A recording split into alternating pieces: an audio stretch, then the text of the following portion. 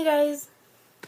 So, yesterday I actually did make a video, but apparently it was too long. So it was like, hell no, you're not making a video, it's not uploading. I was like,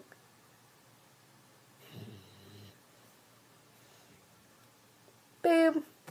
Anyways, whatever. So, today, yesterday, I found this website with it was horror stories, but they were 2 sentences. I found 17 of them. Yes, I'm OCD, so I was like, why are there not 20? That would make more sense. Be logical here. No. But no, there was only 17. So I decided I'm going to split them up and do 10 today and 7 tomorrow. Or something like that. Because I think that's why it went too long. Plus, my door alarm went off and it was all this other crap, so yeah, hopefully today that does not happen. And I'm also wearing a Batman hat. Yeah. Okay, so here we go.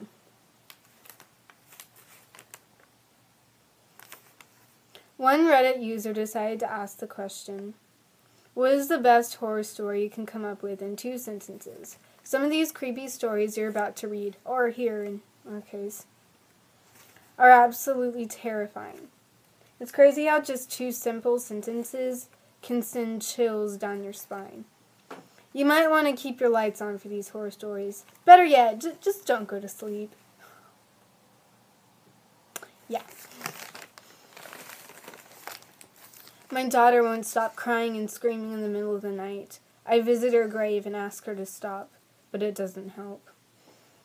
The last thing I saw was my alarm clock flashing 12:07, before she pushed her long, rotting nails through my chest, her other hand muffling my screams. I sat bolt upright, relieved it was only a dream, but as I saw my alarm clock read 12:06, I heard my closet door creak open.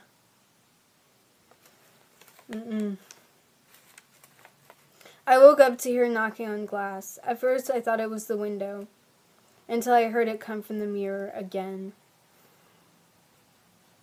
All these freak me out just a little bit. The covers are always a safe place in my bed. Everyone's out and I'm home alone. I slip between the covers, trying not to think bad thoughts. In complete darkness, I whisper to myself, is it stupid that I'm afraid?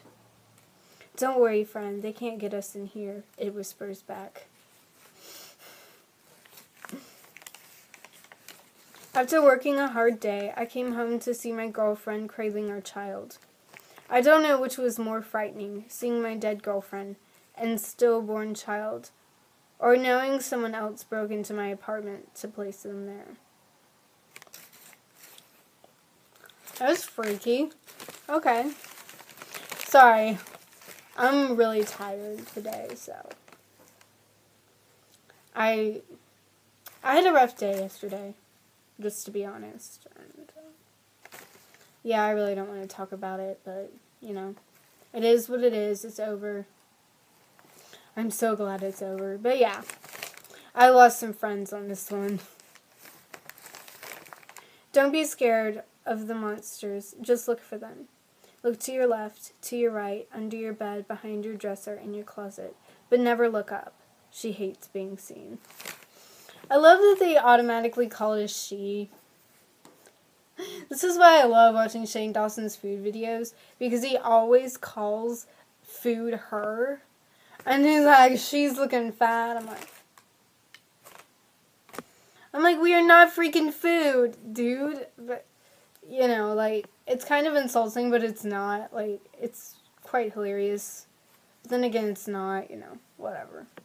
It depends on your opinion of Shane Dawson. But it's also kind of a gay thing, too. You know what? I am for gays. I'm not gay in any way, shape, or form, but as a Christian, we don't judge gays. We just pray for them. Their lifestyle is not the best. But we all make mistakes. We all sin. Nobody's perfect. So yeah, getting off topic. But yeah. You get what I'm saying. And he's bisexual, which is actually a thing. So, for everyone that just says that Shane Dawson's just gay, he's not just gay. He's bisexual. There is a difference. But yeah, I'm not going to get into that rant. How much time do I have? Okay, good. Yeah, my other video was like 16 minutes long. I was like, okay. You're about to sleep and put your blanket on. One of your legs is freezing because it's not covered by the blanket. You're afraid a monster touches your leg. Then you cover it and you pull the blanket to your head until it's covered under the blanket. You sigh, yet it's already there. I begin tucking him into bed and he tells me, Daddy, check for monsters under my bed. I look underneath for his amusement and see him, another him, under the bed staring back at me, quivering and whispering, Daddy, there's somebody on my bed. Dear God. This one frightened me so bad. Because I remember one time, this has nothing to do with the story, but it's still kind of freaky. I fell out of bed. I was really small. I was like maybe 6 or 7. And I like fallen out of bed. I don't know if I dreamed this or not, but I used to be scared by like werewolves. So I dreamed that one had like broken through my window and had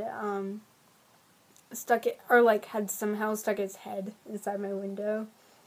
So I like freaked the frick out and like I just laid there under my bed. I'm pretty sure I was awake, but maybe I just like hit my head really hard or something when I fell out of bed, or maybe I dreamed it, you know. I have no earthly idea, but that freaked me out, and I never wanted to go near that window again for like the longest time. But yeah, talking about being under your bed scared.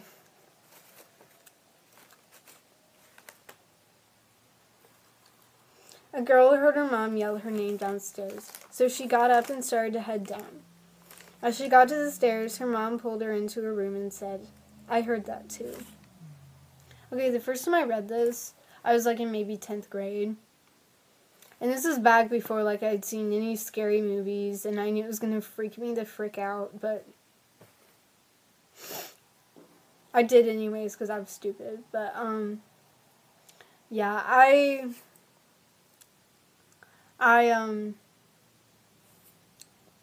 personally,